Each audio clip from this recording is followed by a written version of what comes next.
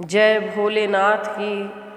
रुद्र संहिता कुमार खंड चतुर्थ अध्याय। शिव महापुराण कथा आप लोग जरूर लाइक करिए और जन जन को शेयर करिए, कमेंट करिए, ओम नमः शिवाय लिखिए, आपकी मनोकामना पूर्ण होगी। जय भोलेनाथ की।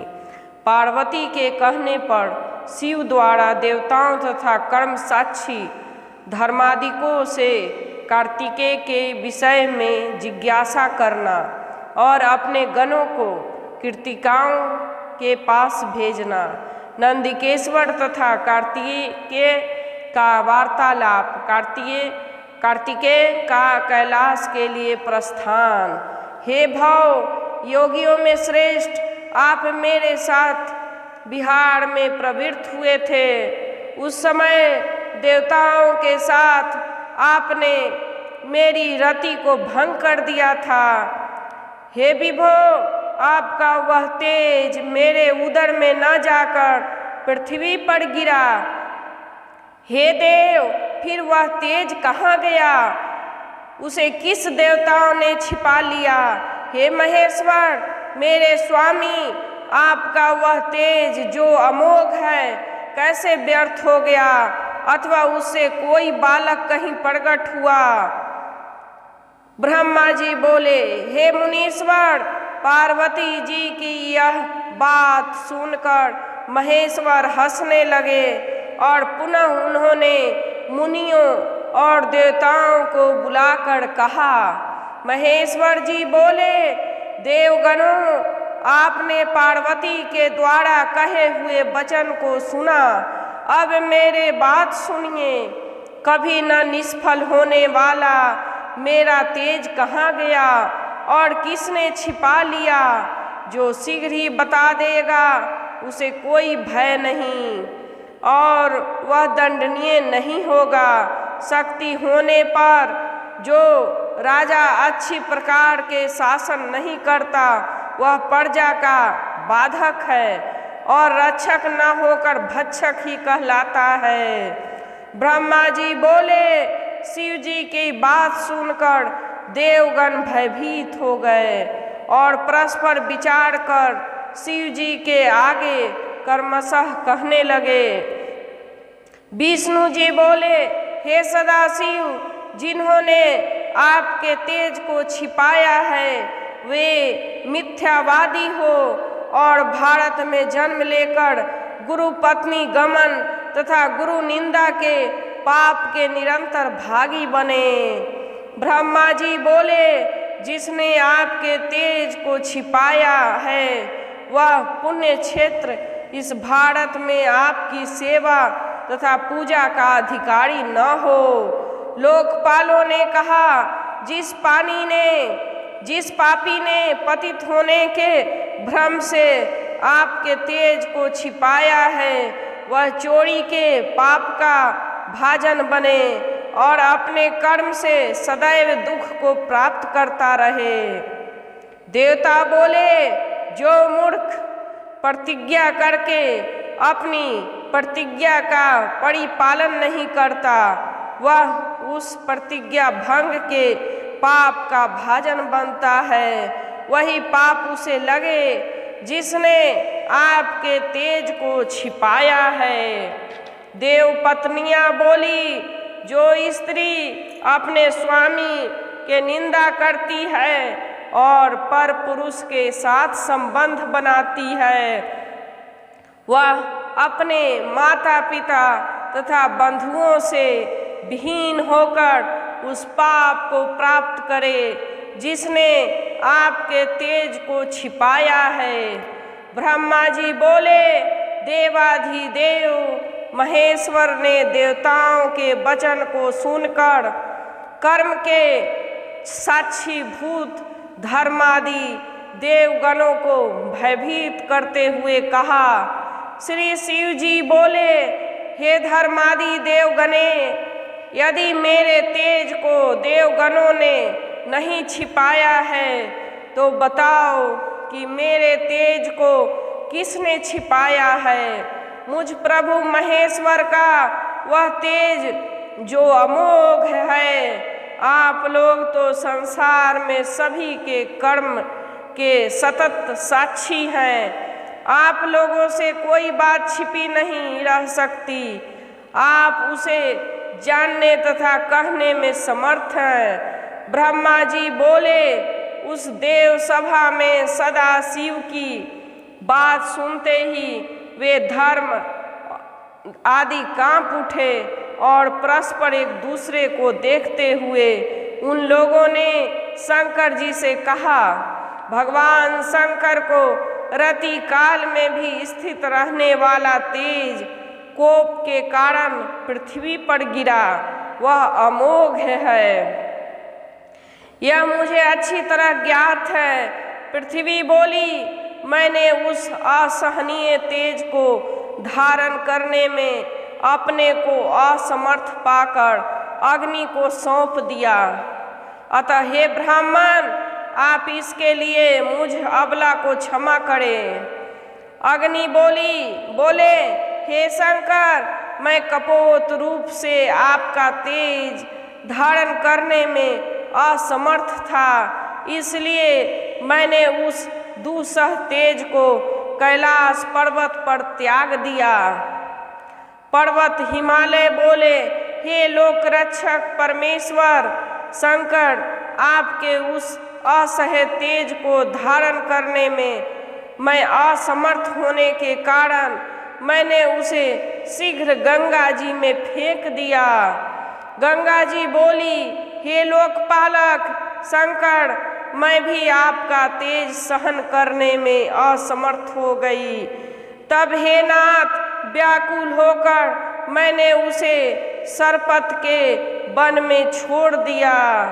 वायु बोले, हे शंभु, गंगा के पावन तट पर सरपत के वन में गिरा हुआ वह तेज तत्काल अत्यंत सुंदर बालक हो गया। सूर्य बोले, हे प्रभु, रोते हुए उस बालक को देखकर काल चक्र से प्रेरित हुआ मैं वहाँ ठहरने में असमर्थ होने के कारण अस्ताचल को चला गया। चंद्रमा बोले, हे शंकर, रोते हुए बालक को देखकर बद्रिकाश्रम की ओर जाती हुई कृतिकाएं उसे अपने घर ले गईं। जल बोला, हे प्रभु, सूर्य के समान प्रभाव वाले अत्यंत तेजस्वी आपके रोते हुए बालक को कृतिकाओं ने अपना स्तनपान कराकर बड़ा किया है। संध्या बोली, उन कृतिकाओं ने आपके पुत्र का पालन पोषण करके कौतुक के साथ बड़े प्रेम से उसका नाम कार्तिक रखा। रात्रि बोली, वे कृतिकाएं प्राणों से भी अधिक प्रिय उस बालक को अपने नेत्रों से कभी ओझल नहीं करती हैं। जो पोषण करने वाला होता है उसी का वह पोष्य पुत्र होता है। दीन बोला, पृथ्वी पर प्रशंसा की योग्य जितने श्रेष्ठ वस्त्र एवं आभूषण है उन्हें वे पहनाती हैं और स्वादिष्ट भोजन कराती हैं। ब्रह्मा जी बोले, उन सबों के बातों को सुनकर त्रिपुर सुदन शिव जी परम प्रसन्न हो गए और उन्होंने आनंदित होकर प्रेम पूर्वक ब्राह्मणों को बहुत से दक्षिणा दी। पुत्र का समाचार सुनकर पार्वती अत्यधिक प्रसन्न हुई और उन्होंने ब्राह्मणों को करोड़ों रत्न तथा बहुत सा धन दक्षिणा के रूप में दिया। लक्ष्मी, सरस्वती, मेना, सावित्री आदि सभी स्त्रियों ने तथा विष्णु आदि सभी देवताओं ने ब्राह्मणों को बहुत धन प्रदान किया। देवताओं, मुनियों एवं पर्वतों से प्रेरित होकर उन भगवान शिव ने अपने गणों तथा दूतों को वहां भेजा जहां उनका पुत्र था। हे नारद, उन्होंने वीरभद्र विशालाक्ष, शंकुकर्ण, कराकर्म, नंदीश्वर, महाकाल, वज्रदृष्ट, महोन्मद, गोकर्णस्य, अग्नि के समान प्रज्वलित मुख वाले, दधि मुख, लख संख्यक, क्षेत्रपाल तथा 3 लाख भूतों, शिव जी के समान पराक्रम वाले रुद्रो और भैरव तथा अन्य असंख्य विकृत आकार वाले गणों को वहाँ भेजा। नाना प्रकार के अस्त्र शस्त्रों से सुसज्जित उद्यत उन सभी शिव गणों ने कृतिकाओं के भवन को घेर लिया। उन गणों को देखकर कृतिकाएं भय के मारे व्याकुल हो उठी। तब उन्होंने ब्रह्म तेज से ज्वालायमान कार्तिकेय से कहा। कृतिकाएं बोली, हे वत्स, असंख्य सेनाओं ने हमारे घर को घेर लिया है, क्या करना चाहिए, कहाँ जाना चाहिए, महाभय उपस्थित हो गया है। कार्तिकेय बोले, हे कल्याणकारिणी माताओं, आप लोग भयभीत न हो, मेरे रहते भय करने का कोई कारण नहीं है। हे माताओं, मैं यद्यपि अभी बालक हूँ पर अजय हूँ। इस जगत में मुझे जीतने वाला कौन है? ब्रह्मा जी बोले। उसी समय सेनापति नंदीकेश्वर कार्तिकेय जी के सामने जाकर बैठ गए और बोले। नंदीश्वर बोले, हे भाई, हे माताओं, जिस कारण से हम यहाँ आए हैं वह मंगलमय वृत्तांत मुझसे सुने। जगत के संहार करने वाले महेश्वर से प्रेरित होकर मैं आपके पास आया हूँ। हे तात, कैलाश पर्वत में महान मंगलदायी उत्सव में सभा में ब्रह्मा, विष्णु, शिव तथा सभी देवता विद्वान थे। उस समय सभा में भगवती पार्वती ने लोक कल्याणकारी भगवान शंकर को संबोधित करते हुए उनसे तुम्हारा पता लगाने के लिए कहा। शंकर ने उन सभी देवताओं से क्रमशः तुम्हारी प्राप्ति का उपाय पूछा। उनमें से प्रत्येक ने यथोचित उत्तर दिया। उसके बाद धर्म एवं अधर्म के तथा कर्म के साक्षी भूत सभी धर्मादि देवताओं ने भगवान शंकर को कृतिकाओं के घर में तुम्हारा विराजमान होना बताया। पूर्व काल में शिव एवं पार्वती का एकांत स्थान में विहार होता रहा। फिर देवताओं के द्वारा अवलोकन करने पर उन शिव जी के तेज पृथ्वी पर गिर गया। भूमि ने उसे अग्नि से गिरिराज हिमालय में और हिमालय ने उसे गंगा में फेंक दिया। उसके बाद गंगा ने अपनी तरंगों से उससे शीघ्रतापूर्वक सरपत के वन में फेंक दिया। उस तेज से देवताओं का कार्य करने के लिए समर्थ तुम उत्पन्न हुए हो।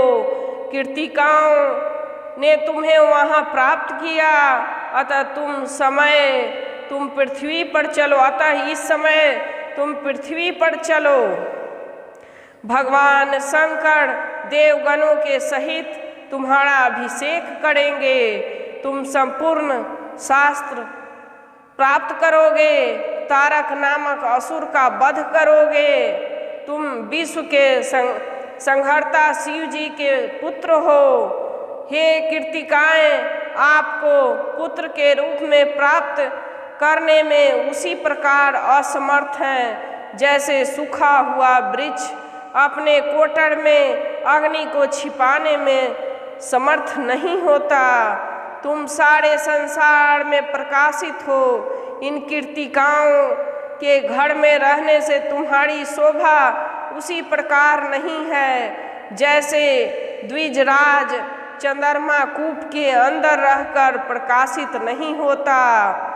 जैसे मनुष्य के तेज से सूर्य के तेज को छिपाया नहीं जा सकता, उसी प्रकार जैसे तुम प्रकाश कर रहे हो उसे हम लोग का तेज छिपा नहीं सकता।